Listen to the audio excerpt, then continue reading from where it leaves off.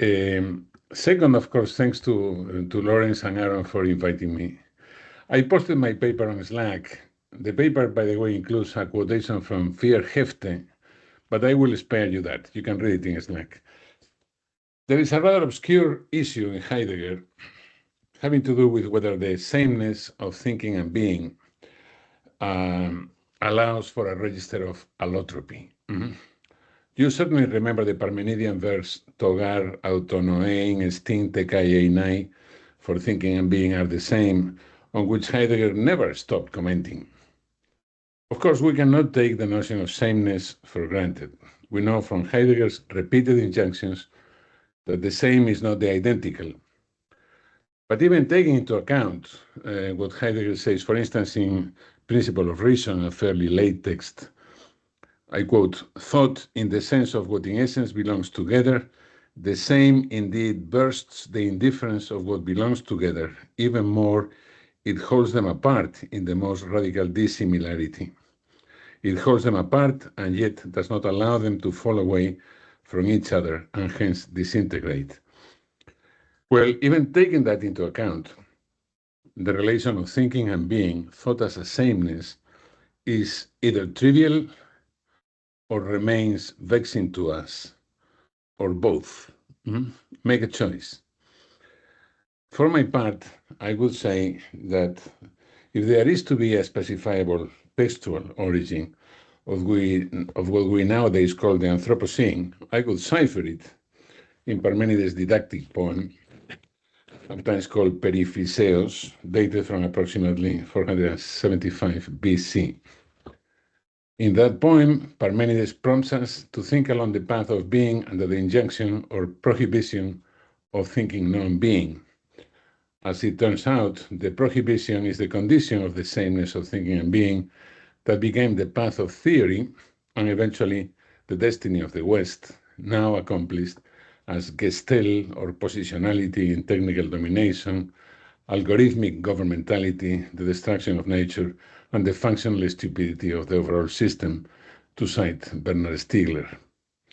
It is therefore important to attempt a disjunction of or in the sameness of being and thinking as itself a condition of another path of thought, which is at the same time not to be referred to Parmenides' second or third path.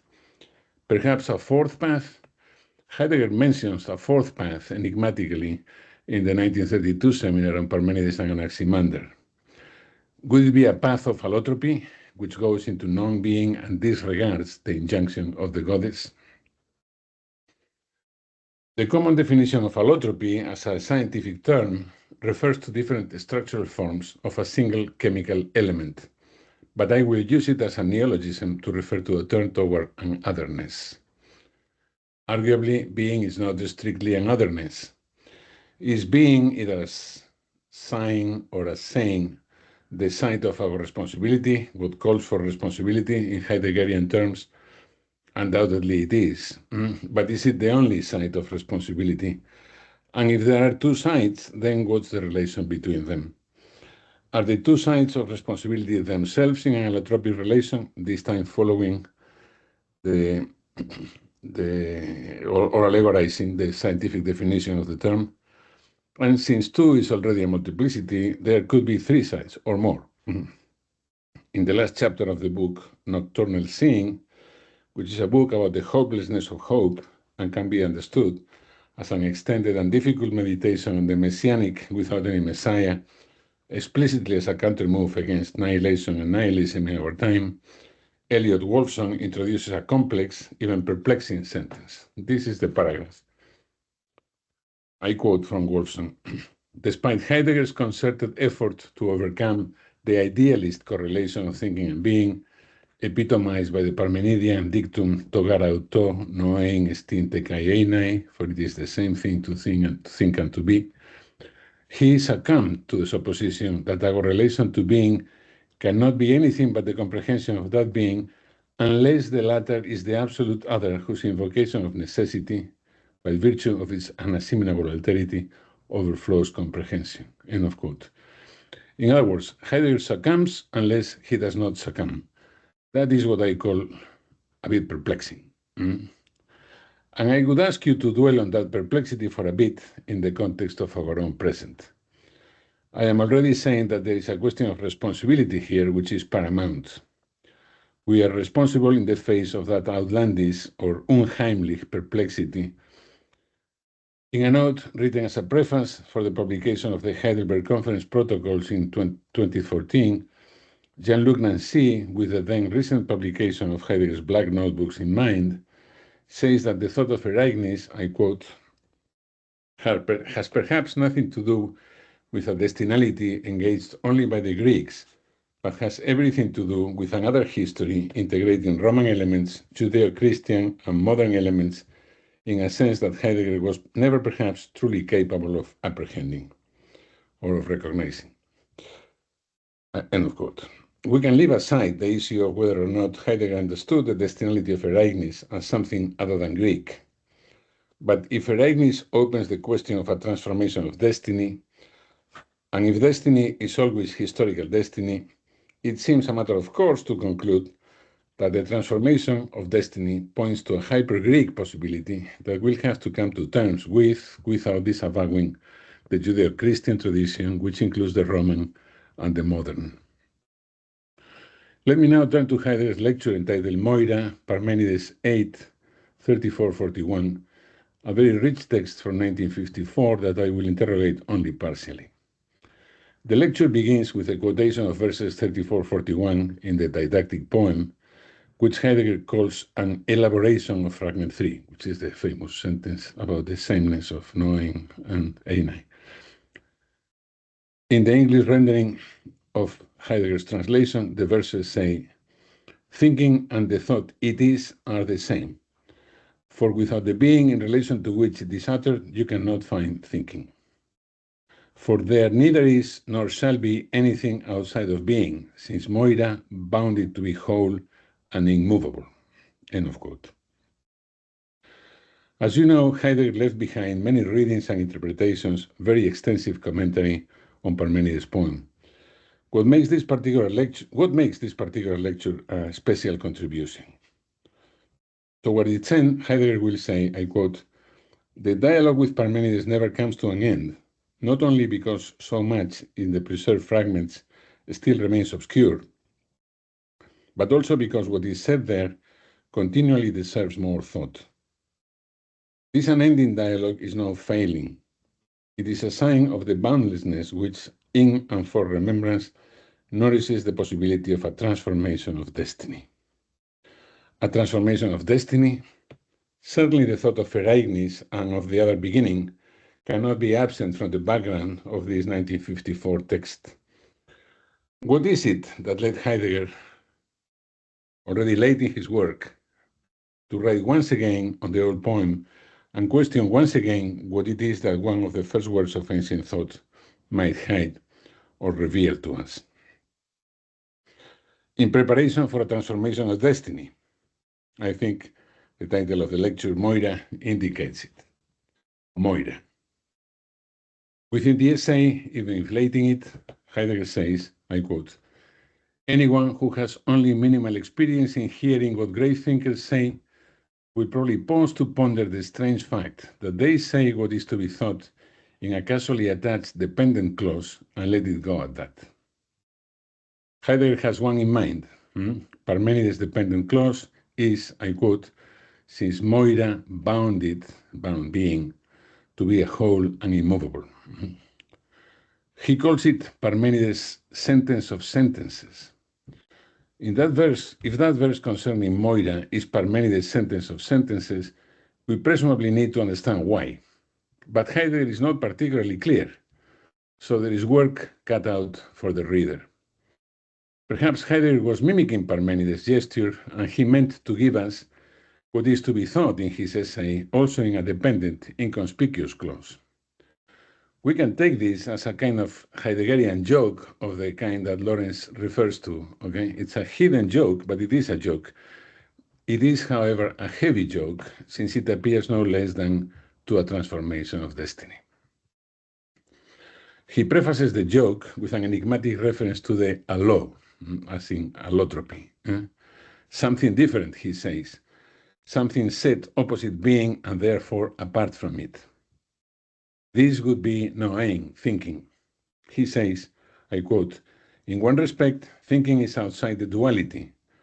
This is the duality of sein und seiende, the ontological difference hidden in the word eon, thought here in its duality as sein and seiende, toward which it makes its way, required by and responding to it, end of quote. But he adds, but disclosure, while it bestows the lighting of presensing, at the same time needs a letting lie before and a taking up into perception if what is present is to appear, and by this need binds thinking to its belonging together with the duality. Therefore, by no means is there somewhere and somehow something present outside the duality. This sentence is emphatic enough, okay? He says, therefore, by no means is there somewhere and somehow something present outside the duality. But in spite of that emphasis, does the duality allow for an allotropy? Parmenides' sentence of sentences, namely, since Moira bound being to be a whole and immovable, explains why, I quote, anything outside of presensing, anything besides the aeon is impossible. So the law, briefly introduced as a possibility of alterity to the duality, is now clearly dismissed. There is no outside to the ontological difference or to its aletheological disclosure. Thinking outside, thinking that there could be an outside in and for thinking, or an outside of thinking, is impossible. And yet, my question, is there a thinking of the impossible, perhaps as a doubling of the structural form of the duality? Let us hold that thought as I attempt a reading of the last section of the lecture. Heidegger moves to a brief reflection on history. He says, I quote, Moira is the destiny of being in the sense of aeon. Moira has dispensed the destiny of being into the duality, and thus has bound it to totality and immobility, from which and to which the presensing of what is present comes to pass. End of quote. If Moira has dispensed the destiny of being for the West, now planetary destiny, it is arguable that any transformation of destiny will have to do with an alternative apportionment from Moira. In the first apportionment, I quote, in the destiny of the duality, only presensing attains a shining, and only what is present attains appearance.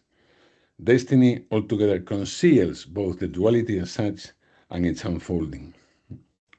This is the first apportionment of Moira, presumably the appointment that led to metaphysics. Something remains veiled in that first apportionment, which signals the impossible and even the historically impossible. As Heidegger says, history is the destiny of the duality. Heidegger initiates the last section of the lecture with the following question. I quote, but we have not yet exhaustively recounted what it is that Moira in its dispensing meets out. Therefore, an essential feature of the nature of its governance still remains unthought. What is the significance of the fact that destiny releases the presensing of what is present into the duality, and so binds it to wholeness and rest? Heidegger offers no direct answer to the question. Instead, he detours through an excursus into what he calls the ordinary speech of mortals, which implies an abandonment of the ontological difference, a forgetting of the duality. I quote, ordinary opinion knows only einai te kaiuxi, presensing as well as non-presensing. It only knows coming to be and passing away. But the thinker, it is intimated, can do something else, something better. Maybe Heidegger's inconspicuous subordinate clause takes place here in a precision on thinking, I quote, which for its part is concerned with what is withheld from the duality. So, ordinary mortals cannot see what is withheld from the duality, but the thinker can. The thinker is concerned with what is withheld from the duality, the me eon, the non-being. Remember, we have been told that by no means is there somewhere and somehow something present outside the duality, which must presumably include the non-being. Now we appear to see that there could be non-being, non-presence, therefore, outside the duality, or that such a possibility attracts the thinker and might even be the responsibility of the thinker. What is the status of such non-being withheld by Moira, or withheld by the first apportionment of Moira for the West? It is now, in 3 of the last 4 paragraphs of the lecture, that Heidegger hints at an answer to his own question, which is also necessarily a correction to Parmenides, an exception to Parmenides. He says, does self-concealment reign at the heart of disclosure? A bold thought. Heracleitus thought it. Parmenides unwittingly experienced this thought insofar as he heard the call of Aletheia, played the Moira of Theon, the destiny of the duality, with a view to what is present and also to presensing. End of quote. Something is concealed, something has been concealed through presensing in the riddle of the sameness of being and thinking. I quote, what is thought-worthy, what in the very predominance of what is present, ta eonta, ta dokunta, gives us food for thought, as the relation of thinking to being, as the truth of being in the sense of the disclosure of the duality, and as withholding from the twofold, me eon. This latter phrase, the withholding from the twofold, leads toward the impossible, and it would be, within the historical apportionment of Moira, the allotropy that remains to be thought. Something, a me eon, a kind of nothingness, withholds from the twofold. Ordinary mortals cannot see it, only the thinker can. Is Heidegger saying something else? What he says obscurely, but not so obscurely that we do not notice that Parmenides' sentence of sentences, but providing an indication of what is to be thought, finds its match in what is now thought-worthy for Heidegger. There is an excess to the sameness of being and thinking that the riddle of the to auto hides. There is an excess to the sameness of being and thinking that the riddle of the to auto hides. In 4 seminars, by the way, he will refer to this as Übermaß, the excess, okay? Perhaps such an excess, which must be impossibly thought, is communicated in the very last lines of the lecture, which for me have always been a puzzle, always difficult to understand. Heidegger says in an apparent non sequitur, which we can only interpret, I quote, but anyone who only expects thinking to give assurances and awaits the day when we can go beyond it as unnecessary is demanding that thought annihilate itself. That demand appears in a strange light if we consider the essence of mortals calls upon them to heed a call which beckons them toward death. As the outermost possibility of mortal design, death is not the end of the possible, but the highest keeping, the gathering, sheltering of the mystery of calling disclosure. Those are the last lines of the essay. This is the only place in the lecture where death is mentioned, and it is not an inconspicuous place. Note that thought would spare itself annihilation only by heeding the call of death. Okay, only by heeding the call of death is thinking possible. Moira, atropos, the inflexible, the inexorable, the inevitable, as guardian and apportioner of historical destiny, as the one who ciphers the history of the West, insofar as the history of the West is the history of the thwarted unfolding of the duplicity in sameness of the aeon, this same Moira also rules personal destiny, the destiny which is in every case mine and decides on what is possible and impossible for us and for me and for you, between coming to birth and passing away. But the passing away is not, Heidegger claims, the end of the possible impossible. Death is also, he says, the highest keeping, the gathering, sheltering of the mystery of calling disclosure, and it is also, therefore, the site of our responsibility. Perhaps it is death what Heidegger has in mind when he points out that, I quote, ordinary perception, speaking in words, encounters rise and fall. It is satisfied with the as well as of coming to be and passing away. It never perceives place, topos, as an abode, as what the twofold offers as a home to the presensing of what is present. Ordinary perception bypasses topos, the place or abode of the twofold. This is, of course, a very perplexing phrase in the lecture. How are we to avoid the conclusion that the abode to presensing, the topos, that includes the meontic withholding from the twofold, is death as the highest keeping, the gathering sheltering, which would mean that death, or an acquiescence to death, is the site of any possible impossible responsibility. It is the site of authentic responsibility. Wolfson, in the book mentioned earlier, called attention to Heidegger's comment on Friedrich Hölderlin's verse, Leben ist Tod, und Tod ist auch ein Leben. Life is death, and death is also a life. For Wolfson, the persevering of life in the face of death is not a sign of immortality beyond the grave, but the deepest inflection of our mortality. Wolfson adds, I quote, commenting on this verse, Heidegger wrote, insofar as death comes, it vanishes. The mortals die the death in life. In death, the mortals become immortal. End of quote.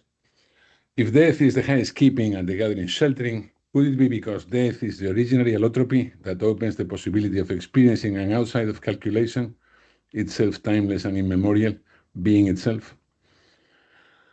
If so, death, as the certainty of indeterminacy, as the impossibility of the possible, is the trigger of the ontological difference. In other words, the machine that shelters the exception to the machinic, the endpoint of technicity, and the co-originary beginning of what I would call another memory, an epigenetic anamnesis that exits technicity and opens existence as non-technical recollection, or as the space of the secret.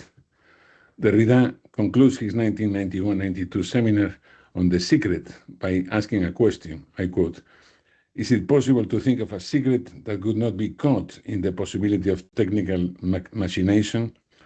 This question could lead perhaps to abandoning even the name of the secret, end of quote. For Derrida, we cannot go into this now, it's a very complex seminar. Death is the secret, and the secret is death. In that seminar, a seminar that has been obsessed with the difficulties of coming to terms with the core of the existential analytic in being and time, namely the presentation of the most proper possibility of Dasein as the possibility of its impossibility, Derrida mentions in the third session the last few lines of Moira, and he comments outside his own script as an impromptu remark conveyed to us in a footnote by the editors, I quote, those who, for the sake of security, produce the death of thought, the self-annihilation of thought, produce a death, give themselves a death, but a death as the end of the possible. But that is not the death that calls, or that toward which the mortal Dasein is called to enter. He's just glossing Heidegger. Derrida, who has all along expressed a strong resistance to accepting the difference between Eigentlichkeit and Uneigentlichkeit at the core of the existential analytic, wants to insist that the difference between the two deaths that Heidegger highlights is at the same time decisive and of an extreme fragility and inconsistency. There is a fine line, indeed, between the decisive understanding of death as the end of the possible and the fragile and inconsistent understanding of death as the abode of the possible. But it is the fine line of responsibility as always already unheimlich, or a responsibility in Unheimlichkeit, which of course comes straight from the existential analytic in being and time. But then responsibility is both hyperpolitical and infrapolitical, which does not mean that it cannot produce political effects. We still do not know how, though. In our age, the age of anthropocenic nihilism, which is the end of the modern assurances regarding the political, we may want to posit the thought that if there is responsibility, there is no nihilism, and if there is nihilism, there is no responsibility. And the responsibility is today marked by the possible occlusion of planetary life for perhaps the first time in remembered history, in remembered destiny. Moira, Atropos, is behind the corner or lurking in the shadow. But an allotropic concern with death as the radical outside of the twofold that has ruled the destiny of the West, now planetary, might be our own messianic hope. Would that be the region where the last revolution may be prepared? The last revolution could be the site for the tragic last god of Eraignis to appear and manifest itself. But it is a last god that cannot be theologized, cannot be re-theologized. Such is at least Peter Travni's contention. Using Schelling's notion of the unprethinkable, which is of course a word that Heidegger retakes in Country Path Conversations, in two of the conversations. Travni proposes a philosophy of the impossible, whose task would be to think impossibly what is previous or prior to what he calls the universal. The universal for Travni is crossed over because it is unreachable, it withdraws. The crossed over universal precedes both what he calls the mathematico-technological topology, that is another name for the Heideggerian Gestell, today become our absolute master through algorithmic governmentality and the functional stupidity of the world system, and the poetic topology, whose historical remnants today are experienced almost exclusively through compensatory anachronisms. For Travni, there are only those two topologies, the mathematico-technological topology and the poetic topology. But the poetic topology is in withdrawal. Impossibly thinking the unprethinkable is the task of philosophical thought understood as freedom. He calls it a third kind of freedom. The third freedom, the freedom of a philosophy of the impossible, recognizes what is through an interrogation of what withdraws. Hence the appeal to Plotinus' Afele Panta, take everything away and let the impossible come, let it happen. If the unprethinkable, I quote from Travni, harbors the originary word, the originary meaning that withdraws and always will withdraw from us, if it precedes the very esgibt, it is because, I quote, the source cannot be theologized since it never provides a first and last sense. It rather withdraws, making any totality of sense impossible. Travni calls it hyperbeing, the space of allotropy. This is the atopology of death as infinite loss, in which Travni thinks another freedom can be experienced, compared to which life in the technological capital medium continuum is a wasteland. Let us take politics today as the politics of the technology capital medium continuum, that is, as mere administration. The definition does not refer only to conventional state politics, but includes labor and professional relations, social relations such as dealings with acquaintances in all walks of life, our enjoyment of the realm of spectacle through sports, television, film, social networks. They are the contemporary enframing or positionality of life, split between exploitation and consumption for the sake of infinite production. But the philosophy of the impossible refuses productivity. It is the silent praxis of the last revolution, already on its way, but waiting for what Travni calls an apocalyptic reduction through loss and death. I quote, production has no place for absolute loss. The greatest threat to the pathotopology is constituted by a pathos that cannot be located, an atopic pathos beyond the apathetic narcosis of the normalized subject, including the subject of the political. Death, as the possibility of impossibility, actualizes impossibility and prompts a conversion. Travni says, death is the revelation of impossibility. A philosophy of the impossible becomes then a praxis of singular life, a form of life, in the interstices of the technology capital medium continuum. It is a praxis that is also always embedded in mid-sign through our conversations, our teaching, and our writing. It is modest work, poor work, perhaps undecisive work, but it is all that Moira grants us, and it is not nothing. Politically, even if philosophy finds itself today unable to reach the political space, but also hyper-politically and infra-politically. Thank you very much.